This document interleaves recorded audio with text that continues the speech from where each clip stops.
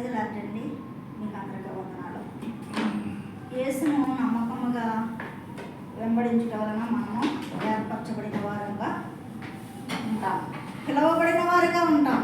ఎందుకంటే యేసును మనము వెంబడించినాము కాబట్టి ఆధిక్యతను పొందుకుంటాము, అపవాదిపై విజయం కూడా పొందుతాం.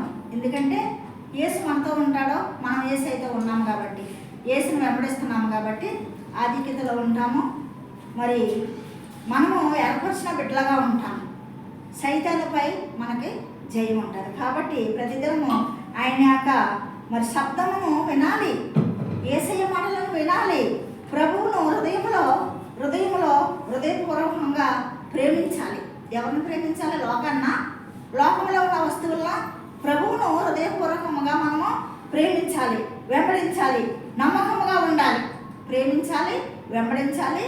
ఇంకెలా ఉండాలి? నమ్మకముగా, దేవునికి నమ్మకముగా మనము ఉండాలి, జీవించాలి. అది అప్పుడే మనము నిత్యరాజ్యానికి మరి వారసులముగా అవుతాము.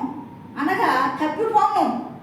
లోకంలో కానీ మరి యొక్క ఏ ప్రయత్నంలో కానీ మనము తప్పిపోము. కానీ దేవుని వెంబడిస్తే మనము తప్పిపోకుండా, సాతానికి లోబడకుండా మనము మరి తప్పిపోము. కాబట్టి మనము దేవుని చేతిలో ఉండాలి.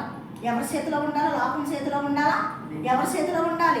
దేవుని వెంబడించిన వారు దేవుని చేతిలో ఉంటారు, ఆధిక్యతలో ఉంటారు, సాధనపై విజయము మరి పొందుకుంటాం. మరి అంతేకాదు, మరి సురక్షితంగా కూడా ఉంటాము. మనం ఏ స్థలానికి వెళ్ళినా, ఏ స్థలంలో ఉన్నా, మరి మన రాకపోకల ఎందుకు కూడా మనము సురక్షితంగా ఉంటాం. మన నోట తన మాటను ఉంచుకోవాలి. తన మాట అంటే ఏంటి? దేవుని వాక్యము.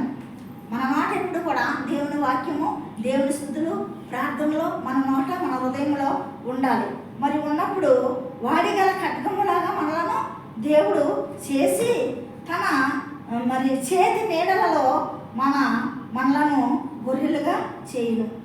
ఈ రీతిగా మనం ఉన్నప్పుడు ఆయన చేతి నీడలో మనల్ని దాసి ఆయన మరి గొర్రెలను మేపు మంచి కాపరు కాబట్టి మనలను గొర్రెలుగా అంగీకరించి ఆయనే మనలను తప్పిపోకుండా, తోడేలి నోట్లో, ఎలుగుబంటి నోట్లో పడపోకుండా మనలను తప్పించే దేవుడు కాబట్టి మనము నమ్మకముగా దేవుణ్ణి, యేసుని వెంబడించాలి. వెంబడించే వారుగా ఉందామండి? ఉందామా? చెప్పాలి మీరు నోటితోటి. వెంబడించే వారుగా ఉందామా? ఉన్నాం. కాబట్టి ఈ రీతిగా ఉన్నప్పుడు మనం నిత్య రాజ్యానికి వారసులముగా అవుతాము, ఏర్పరచబడిన బిడ్డలుగా ఆయనకి అవుతాం. కాబట్టి వాటిని దేవుడు దీవించుగాక.